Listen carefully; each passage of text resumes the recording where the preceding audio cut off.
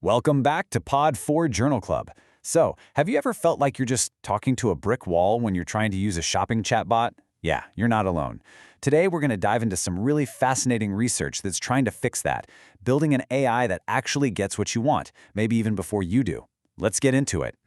Oh man, we've all been here, right? You say you need hiking gear and the bot comes back with a fancy dress shirt. It's not just frustrating, it shows a massive gap in how most AI today understands us. You know, that exact frustration is what a brand new research paper, cleverly called Where and What, is all about. It asks a really big question. What if we could build an AI that gets the bigger picture?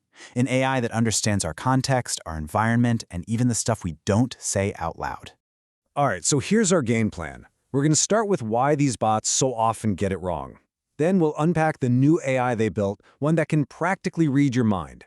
We'll see how it did in a head-to-head test, take a quick reality check, and then wrap up with what this all means for your future shopping trips. Let's do it. Okay, first things first. Why is this so hard?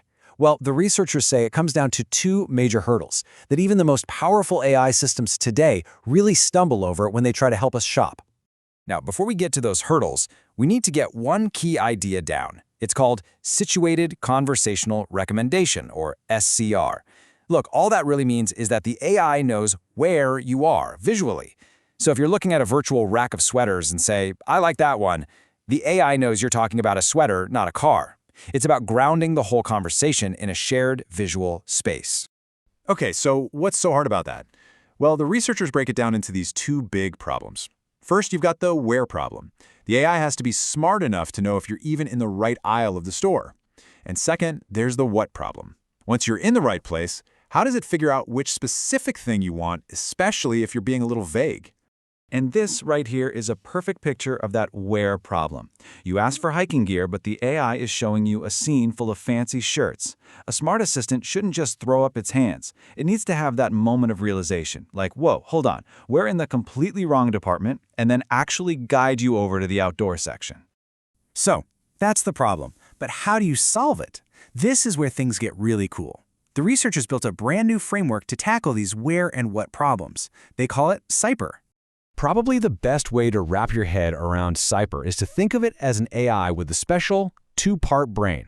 And each part of this brain is custom-built to do just one job. Solve one of those two big challenges we just talked about. And you can see here how this two-part brain maps perfectly to our problems.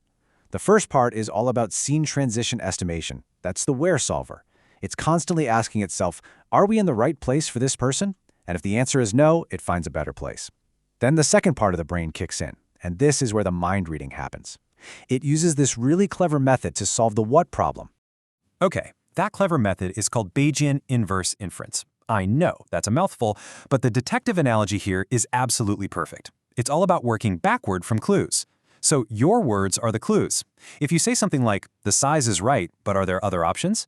The AI doesn't just hear those words, it plays detective and asks, what hidden preference, maybe they hate the color, would make a person say that? It's basically trying to build a little model of your brain at that moment. For every single item it's showing you on that virtual shelf, it's constantly running this little internal debate, weighing two competing ideas. Does this person secretly like this thing, or do they secretly dislike it? And here's the crucial step. It actually runs the numbers. It calculates the probability. It asks, is their comment any other options more likely to come from someone who secretly likes these gray pants or someone who secretly dislikes them? It does that quick calculation for every item in the scene, and then it recommends the one that ends up with the highest like score. It's such a clever way to get beneath the surface of what we're saying.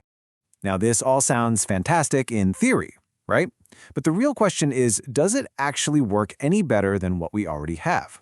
Well, the researchers put Cypress to the test in a big head-to-head competition with some of the biggest AI models out there. So yeah, this is the million-dollar question. Can this little specialized two-part brain AI really outperform a massive general-purpose powerhouse like GPT-4o that we all know and hear about every day? And the answer is a pretty resounding yes. Just look at this chart. When it came down to recommendation accuracy, which basically means how often it correctly guessed the item the person actually wanted, SIPR's performance, that's the taller bar, consistently beat the baseline models, including GPT-4o. The specialized approach really did pay off. And by how much? The key takeaway number from the paper is this one. On average, SciPar showed a 10.9% performance improvement on a really important industry benchmark. Now, 10.9% might not sound world-changing, but trust me, in the field of AI research, getting a double-digit jump on a complex task like this is a really big deal. But, good science isn't just about cheering for the wins. It's about being really honest about the limitations. So the researchers are also super clear that while this is a huge step forward, SIPR is definitely not perfect yet. So, what are the remaining challenges? Well, for one, it can still struggle with really subtle, nuanced human preferences. That stuff is hard. Also, the part of the AI that describes the visual scenes can sometimes make little mistakes or, you guessed it, hallucinate details that aren't there. And finally, like any AI, it's only as good as the data you train it on. These are the next big problems for researchers to solve. All right, so let's bring all this back home. Why does it 10.9% improvement in a research paper actually matter to you? What could our future shopping trips really look and feel like because of this? Well, this kind of technology could lead to those in-store robots actually being helpful for once, guiding you to the right place when you say something vague like, I want something like this, but a little warmer. It could power virtual shoppers in VR and AR that feel truly personal. Really, it's all about making our digital world more intuitive, more accessible, and honestly, a whole lot more human. And that leaves us with a final big thought. Forget about shopping for just a second. If you had an AI assistant that could genuinely understand your context, your unspoken needs, for anything at all, what would be the first thing you'd ask it? I'm actually really curious. Let me know what you think down in the comments. Hey, if you enjoyed this deep dive into the future of AI, make sure you hit that subscribe button to join us for more explainers on the technology that is shaping our world. Thanks so much for watching, and we'll see you in the next one.